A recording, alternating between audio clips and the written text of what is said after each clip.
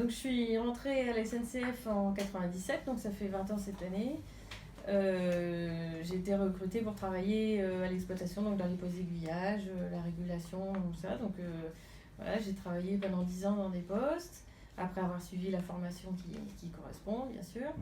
Et puis là, ça fait 10 ans que je travaillais au Bureau des horaires nationales, donc un service où on accorde les sillons de tout ce qui peut rouler sur les rails, des trains de fret, des trains de voyageurs, tous les engins SNCF pour ausculter les voies, surveiller, maintenir, voilà. Donc là, ça faisait 10 ans que j'étais là. Et sur mon parcours militant et syndical, donc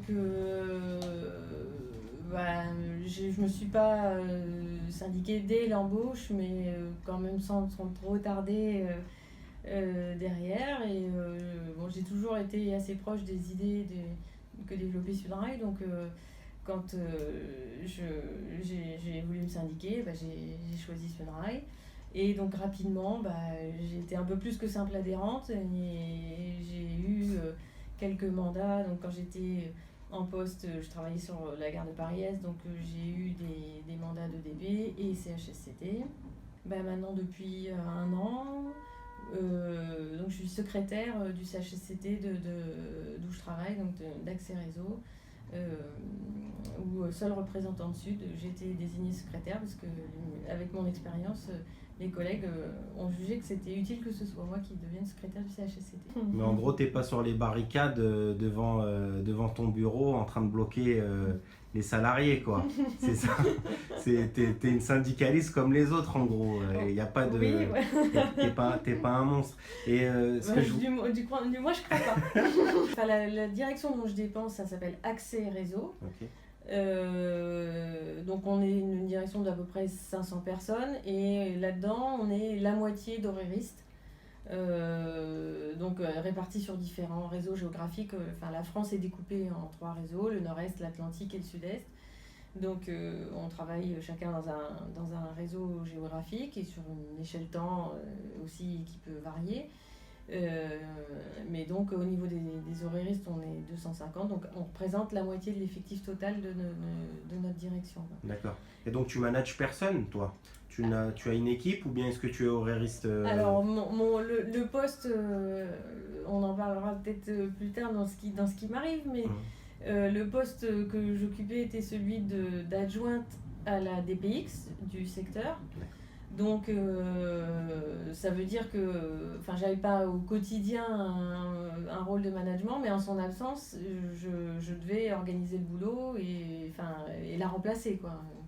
Donc je devais, pendant les congés, les absences diverses, c'est moi qui devais reprendre l'organisation quotidienne et la gestion quotidienne du service. Donc du coup, je t'ai proposé moi une interview aujourd'hui parce que y a un grand rassemblement qui se présente le 6 juin, qui arrive, c'est dans même pas une semaine. Donc ça sera devant le siège réseau à Stade de France. C'est vers 11h, c'est ça, 11h, 11h30 à peu près? Alors le rassemblement commence à 11h, 11h30, puisque comme toutes les actions qui ont été faites jusqu'avant, on veut maintenir un côté festif et pas quelque chose de sinistre, quoi. Donc du coup il y aura de quoi manger. C'est plus important. C'est important de quoi manger. Et puis s'il y a ce rassemblement, c'est parce que moi je suis convoquée ce jour-là à 13h30 pour un conseil de discipline. Donc on fait le rassemblement un petit peu avant pour pouvoir manger, partager quelque chose tous ensemble. Et puis donc moi à 13h30, il faudra que je me rende au conseil de discipline. Ce conseil de discipline là qui est le résultat en fait de l'entretien exploratoire du 30 mars, c'est ça? Oui. Où on était justement, il y avait aussi un rassemblement. Oui, où on avait organisé un mini rassemblement. Alors là c'était à côté de mon lieu de travail, donc dans le 13e avenue de France. Et effectivement ce jour-là, c'était dans le cadre de la procédure disciplinaire, c'était l'entretien préalable à sanction. Et donc la direction a attendu le délai maximum prévu pour me convoquer enfin moi m'avertir que je serai convoquée à un conseil de discipline et donc le conseil aura lieu le 6 juin. Alors cette procédure disciplinaire, elle arrive, enfin c'est un peu le point d'orgue d'un conflit de travail qui dure depuis 1 an et demi avec ma hiérarchie. Donc là, ce qu'on me reproche aujourd'hui, c'était de m'avoir trouvé donc, pendant l'absence de la DPX, donc ma N+1, qui était donc sortie du bureau momentanément, donc d'avoir mis la main sur la souris de son ordinateur. Et donc ça, c'est ce qui est repris dans la demande d'explication écrite. Cette même DPX dont tu es l'adjointe, quoi. Dont je suis l'adjointe, voilà. Et dont physiquement je dois être à peu près à 2 mètres d'elle. Enfin, on a un bureau assez étroit et des bureaux collés. Donc, mais tout ça, c'est voilà, donc l'aboutissement de plus d'1 an de conflit où donc j'ai changé de hiérarchie, d'abord de N+2 puis de N+1. Et donc la N+2 devait faire du ménage dans le service. Je faisais partie du ménage, mais je ne me suis pas laissé faire. Donc après avoir voulu me virer du poste, enfin dans un premier temps c'était ça, il fallait que je parte du poste. Alors j'ai fait appel à l'inspection du travail qui est intervenue pour dire qu'un salarié protégé ne pouvait pas être bougé sans son accord. Donc comme ils ne pouvaient pas me faire partir physiquement, ils ont essayé derrière de vider le poste de toutes ses missions. Donc je ne pouvais plus rien faire. Enfin j'étais surveillée, pistée. Tout ce que je faisais avant, je ne pouvais plus le faire.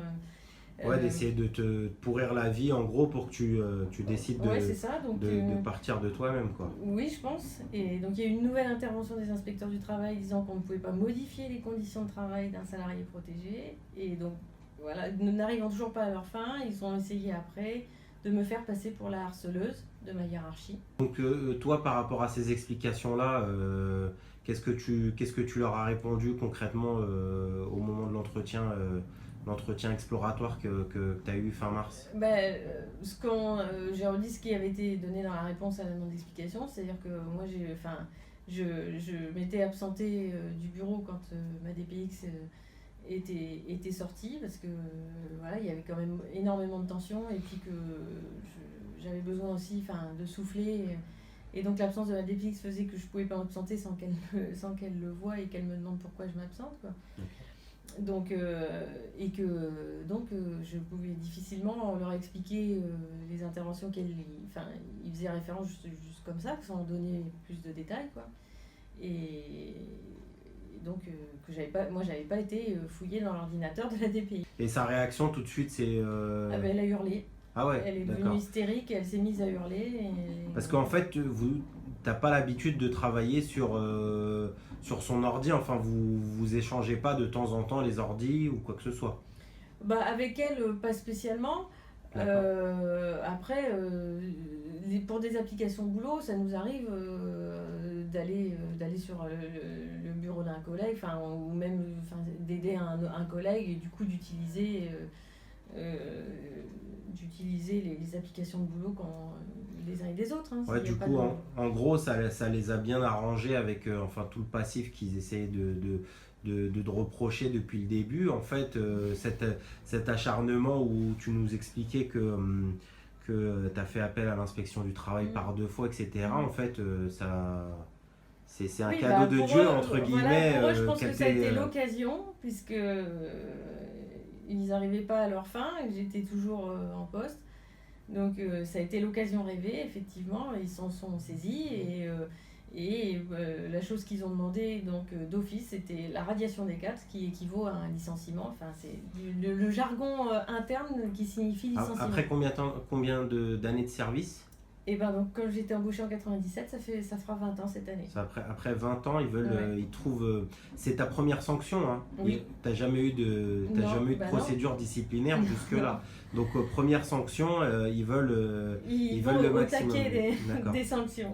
Enfin, les bases, c'est de venir au boulot en se demandant ce qui va se passer, ce qui va arriver, parce que il y avait toujours un truc à me reprocher. Donc ça, c'était l'aspect